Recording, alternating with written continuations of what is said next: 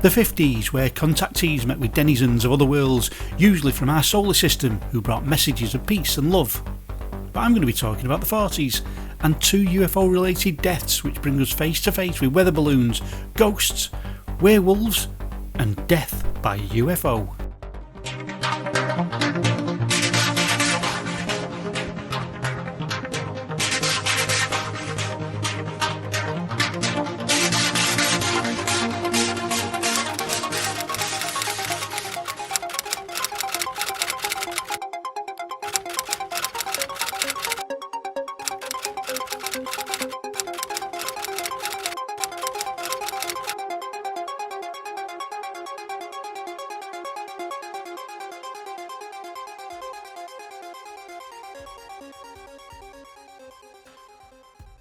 Probably the most well-known UFO-related death has to be the incident involving Captain Thomas Mantell.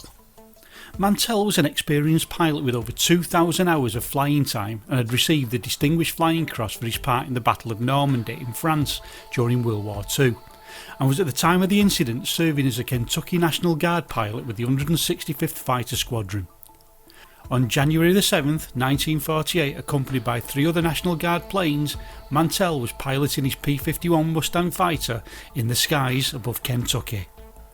At approximately 1:30 p.m, Kentucky State Police and Godman Airfield at Fort Knox began receiving reports of a white circular object about a quarter the size of the moon flying over the city of Mansville. Observers at Clinton County Airfield said the object had the appearance of having a flaming red cone with trailing green mist. In Ohio, Lockburn Army Airfield had observed the object being very close to the ground for 10 seconds before climbing back to its original altitude of about 10,000 feet and moving at a high rate of speed, disappearing into the overcast skies at a speed of around 500 miles per hour. In a matter of minutes, the area of the sightings expanded to cover Irvington and Owensboro. After around 60 minutes from the first report, Mantell's group was asked to investigate the strange object that had been observed. Here's the actual transcripts. Godman Tower calling the flight of 4 ships northbound over Godman Field, do you read? Over. Godman Tower calling the flight of 4 ships northbound over Godman Field, do you read? Over. Roger, Godman Tower, this is National Guard 869, flight leader of the formation, over. National Guard 869 from Godman Tower, we have an object out of south of Godman here that we're unable to identify, and we would like to know if you have gas enough and if you could take a look for us if you will. Roger, I have the gas and I will take a look for you if you give me the correct heading. One of his 3 companions was low on fuel and had to return to base.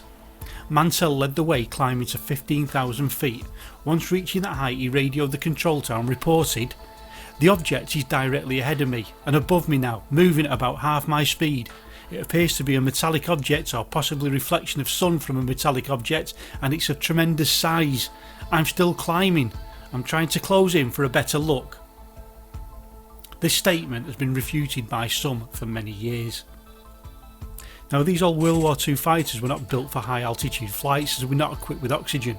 One of the pilots, Lieutenant Albert Clemens, did have an oxygen mask, but it had little in the oxygen supply, so he and another pilot, Lieutenant Hammond, broke off the encounter at around 22,000 feet, leaving Mantell to continue the pursuit alone.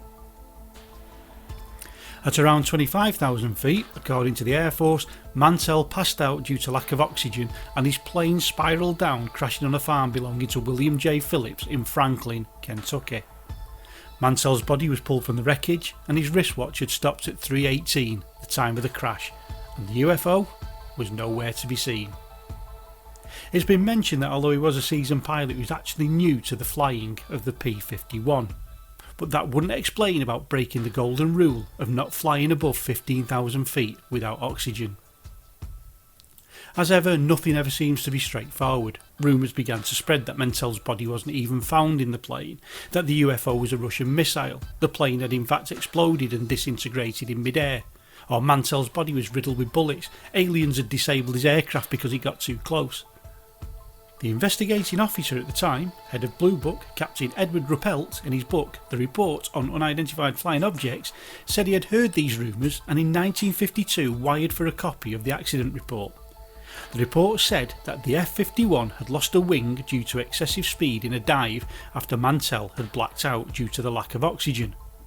Mantell's body had not burned, it had not disintegrated and was not full of holes. The wreck wasn't radioactive and nor was it magnetised.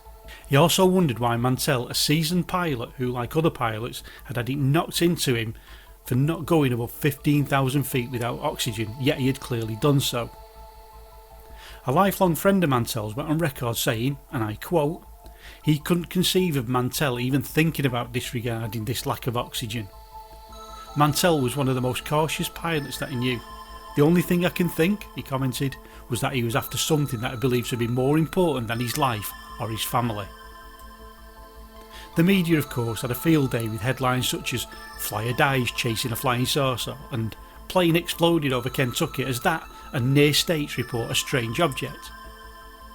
A year after the incident, the Air Force released its official report that basically said that Mantell had died after losing control of his plane through oxygen deprivation after chasing Venus or a balloon, possibly two balloons. Newspaper writers were allowed to question a major, who was an expert on UFOs at the Pentagon, about the report, who, when asked flatly, stated it was Venus. They checked it again and it was Venus. But he had no idea who they were who checked it, but it was definitely Venus. In 1952, whilst conducting his own investigations, Ruppelt spoke to astronomer, astrophysicist and Blue Book consultant J. Allen Hynek, who had done extensive work on the Mantell case originally. Hynek said that although Venus was in the direction, it wasn't bright enough to be seen. It was only a tiny bright pinpoint of light impossible to find on a clear day, let alone a slightly overcast one. Godman Base Commander Guy F. Hicks stated to reporters that he had watched the object for around an hour with binoculars and would not have confused what he saw with the planet Venus. The balloon theory also took a bit of a kicking after discovering that no balloon was launched or could have been in the skies that day. Richard T. Miller, who was in the operations room of Scott Air Force Base in Belleville, Illinois, stated that he was monitoring the radio talk between Captain Mantell and Godman Tower, and Mantell quite clearly said, "My God, I see people in this thing." He also stated that later that evening officers from the Air Technical Intelligence Centre out of Wright-Patterson Air Force Base arrived and ordered all personnel to turn over any materials relating to the crash. In 1997, more information came to light when Captain James F. Dusler, a military officer at Godman who had retired and was then living in England, he stated that he and several other officers actually observed the objects on the day as it hovered over Godman Airfield. He said the UFO was a strange grey looking object which looked like a rotating inverted ice cream cone. Dusler was both a pilot and also an air crash investigator who shortly visited the site.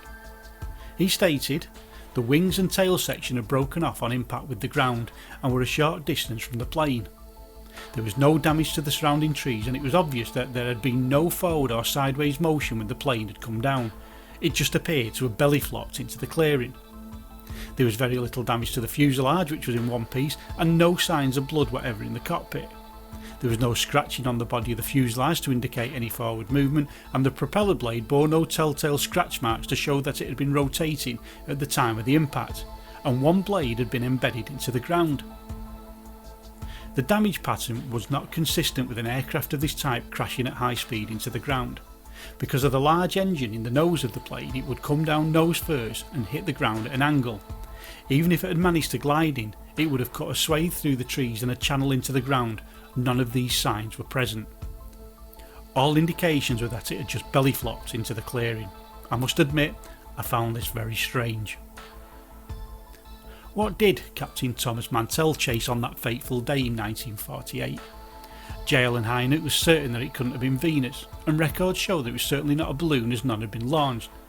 The super secret Skyhook archives had never been found to show a launch on these dates, and members of the project for Skyhook remember operating out of nearby Clinton County Air Force Base in 1947, but refused to say if they launched anything on that date. Mantell obviously died chasing something. As to what? It's just another one of those UFO mysteries.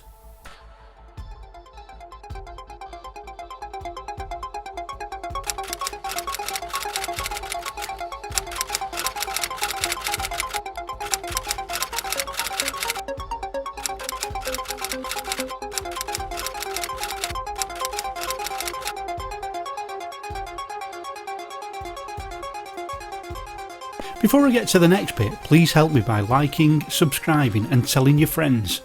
Please click the buttons below. Thank you. It's times like this that I wish I had a voice like Twilight Zone's Rod Serling. He was able to lean against the wall or stand in a doorway and give a little bit of a story leading up to the main show with his wonderful engaging voice that invariably, or maybe not at all, started with "Picture this." Anyway, picture this. It's 1976 and a teenage boy has flown the flag in the face of adversity by showing up at school with a book on UFOs. Wishing to carry on his research in school breaks and running the risk of a good kicking by narrow-minded Neanderthals, he was quite surprised when a voice over his shoulder said, "UFOs, eh? My dad's into that." The next day the lad turned up with an issue of Flying Saucer Review that stepped his research up to the next level. Indeed, this was the case, for I was that guy who was sat against the wall reading the UFO books on his break, and the chap who brought the book in from his dad was a young lad called Alan Whitehead. He'd gone home, told his dad of my interest in UFOs, and his dad had sent me a random issue to read. For me, this was the holy grail of British ufology at the time. About 35p an issue that at the time I had other things to spend 35 pence on. Founded by ex-RAF pilot Derek Dempster in 1955 and edited up till 1959 by the 8th Earl of Clancarty, Brinsley Laporte Trench, and was certainly, in the years under Charles Bowen, one of the most respected journals regarding the subject of UFOs. But I digress. Once I'd got this book, I couldn't wait to get home to read it. There was no chance that I was chancing it at school because it would have been absolutely damaged if someone would have got hold of me. The issue was Flying Saucer Review, Volume 19, Number 2, March-April 1973, and I began reading with the foreword, where something caught my eye at the end of a paragraph. And I quote, "We propose to follow the advice of Amy Michelle, to look at everything, study everything, but believe nothing. When we receive reports of seemingly benevolent creatures or agencies, we shall print them accordingly. And when we have reports that point in exactly the opposite direction, we shall print them too, which is one reason why the account of the death of João Prestes of Araçariguama is included in this issue of Flying Saucer Review." Now that stopped me in my tracks. I mean, I'd heard of cattle mutilations and substantiated human mutilations too, but a death reported in such a revered tome such as Flying Saucer Review, wow. Sure enough, in the left column on page 14, the terrible death of João Prestes of Araçariguama by Professor Philippe Carrion. Now you may wonder why the big introduction to this case. Firstly, it gives me an excuse to tell you a little bit about myself in regards to how long I've been involved with the subject of UFOs, and secondly, to pad things out, as although it's an interesting case, there's not that much to say once you've been presented with the facts. In September 1971, during a private interview at the 4th Brazilian Conference on Unidentified Flying Objects between Professor Carrion and Dr. Irineu José de Silveira, the first pieces of an investigation of a case from some 25 years previously began to come together and was presented initially in the French publication Phénomènes spatiaux in December 1971. The incident took place on Shrove Tuesday in February 1946 in the small town of Araçariguama, Sao Paulo, Brazil. After a day's fishing on the nearby Tietê River near the small village of Araçariguama, João Prestes Filho and his friend Salvador dos Santos packed up their fishing gear and put it into their horse-drawn cart and set off home. Filho decided he would take his friend Santos home first, then bade him farewell and headed off homeward. Araçariguama was a poor town, and at the time had no electricity supply, no telephones, and was far removed from major roads. It consisted of a few small old houses, a diocesan church, and these were surrounding an unpaved open space. And so the journey home was in almost total darkness, and a lonely one, made even more so by the knowledge that his wife, 5 children and most of the village were celebrating a carnival in San Roque, about 7 miles away. Filho would much rather fish. Eventually reaching home, he discovered he could not get into the house as his wife had not left the key. He was tired, hungry and desperate to get in, and when he found an open window he decided that was his best option to gain entrance. Almost as soon as he had managed to squeeze through into his home, he felt as though he was being watched. He quickly looked out of the window to see if he was being watched. Instead of seeing anybody outside, what he did see was a glowing object which was just above, and it shot out a hot, bright light that hit his body. What happened lasted a few seconds and he felt the burning spreading throughout all of his body. Through the pain he managed to somehow open the front door and ran barefoot, because apparently he never wore any shoes, to his sister Maria's home. He reached there with bloodied feet that rocks had cut on the way, and he told his sister that he had been burned. The local police became involved, and shortly after, João Malakwi, the village police officer, arrived to investigate. Theo told him that there was no one to blame, as his attacker had not been from this world. At this point, people who were talking to Theo realised that the flesh around his leg was coming away from the bone and looked like meat that had been allowed to boil for a while. Around this time, members of Theo's family began to arrive and saw how gravely ill he looked, and that his normal fair skin looked a roasted red colour. His face was badly burnt, yet his hair seemed unaffected, and his hands were now burnt and deformed. He was also now unable to communicate properly, quite possibly because of the burn damage to his tongue. It would have been ideal to take Theo to Sao Paulo and get him to the main hospital, but the dangerous roads were deadly at night time, and so the police chief decided to take him to nearby Santa Casa Hospital in Santana de Parnaíba. With no ambulance, they were going to transfer him by using a truck, and at this point his body was truly ruinous and with serious burns all over. The doctors at the hospital were stumped over Theo's condition. Former army medic and orderly Araceli Gomide was with Theo in the last hours, describing that he was literally decomposing alive. Gomide did his best to comfort the swiftly deteriorating Theo and described the fisherman's horrifying last hours, during which chunks of flesh slewed off his arms, exposing portions of bone and tendon. This awful process also happened to the victim's face, as his ears, nose, lips and eyelids bit by bit peeled off, clinging to slender strands of skin before falling onto the bed. Eventually the tissue around his jaw fell away and he could no longer communicate. If these descriptions of his final hours are a true and accurate representation, then it must have been a torturous and agonising time for Theo. Within a short time, Theo died. The official medical cause was cardiac collapse as a result of generalised first and second degree burns. Which brings us to, what did kill João Priestess Theo? Some extreme ufologists are adamant that this is a definite extraterrestrial attack on a human being. Yet, for people from his village, that thought had never passed their minds. Remember, this was 1946, and almost a year before Kenneth Arnold's sighting that brought in the modern age of ufology, and the villagers would have no context to look at this as a UFO event. In fact, most suspected that the culprit for the attack was Boaitata, aka the Beatata, Beitata, Bitata, Batata, Batatau, Mboikasu, Mboitata, Mbeitata. This is from the now extinct Tupi language, once spoken by native Brazilians. It translates as fiery serpent. Apparently it's a malicious South American equivalent of the European sprite the will-o'-the-wisp. The Boitata would allegedly often pursue and even kill the native peoples. Apparently in his youth Theo had been attacked by a Boitata when he was younger. A fireball came from the skies, almost knocking him down. Theo's nephew thought there may be a family curse, as not long after Theo's death, his uncle Emiliano, Theo's brother, was attacked by a fiery torch in the nearby forest. The torch fell upon him and Emiliano prayed for his life and could feel the heat intensify, but it just lifted from him, moved away and vanished. Also, people would see 5 or 6 of these lights that would appear and explode, and named them Boyatata lights. Back in 1993, a young girl by the name of Regina Barbosa da Silva saw a globe-like UFO that struck her with a powerful beam that caused her to have severe headaches. And also a few weeks after that, a couple of watchmen on the nearby Lila Ranch saw a couple of humanoids floating over a nearby brook, and the lights continue to be seen today. Another camp believed that Theo had become a victim of assombracos. These are ghosts that lived in the nearby long-closed Morro Velho gold mine, located on nearby Mount Sabayo. Maybe the ghosts of miners who died untimely deaths in the old Morro Velho mine.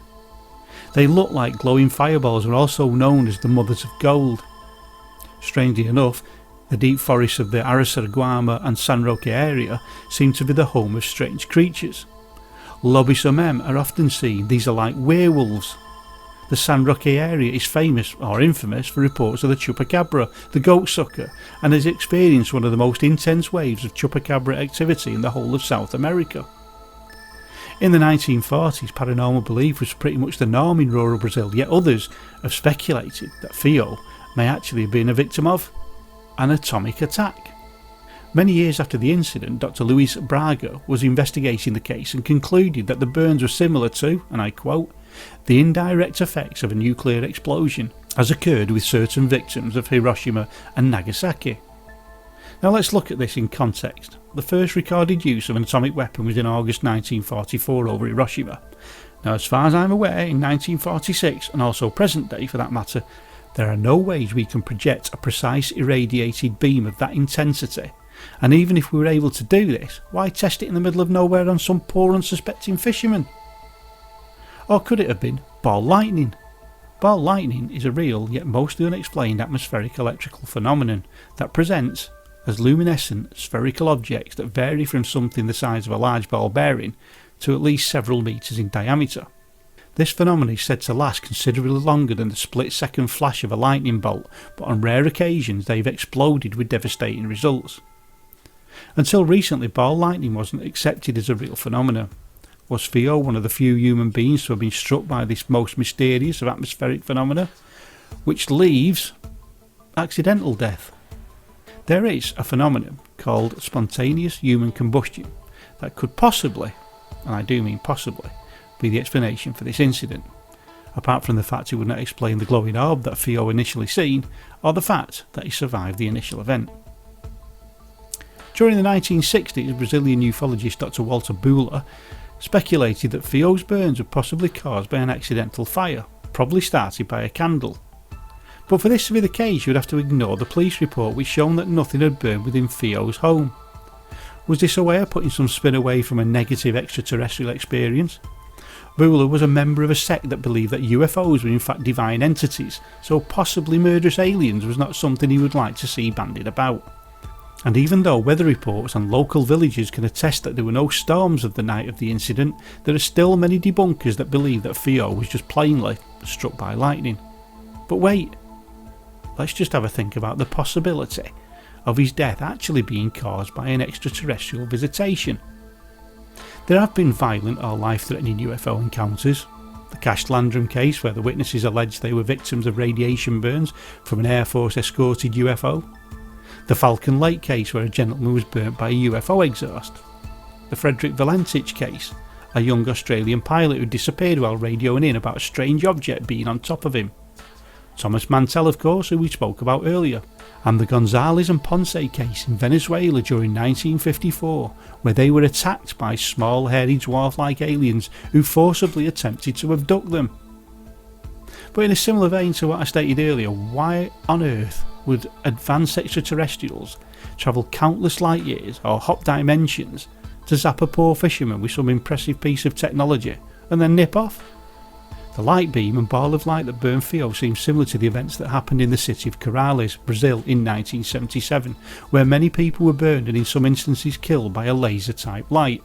So much was going on that a huge investigation by the Brazilian Air Force was launched. I will be covering this investigation in a future show. Without any other proof save the testimony from the victim, we are left with what appears to be a death caused by a flying object of some kind.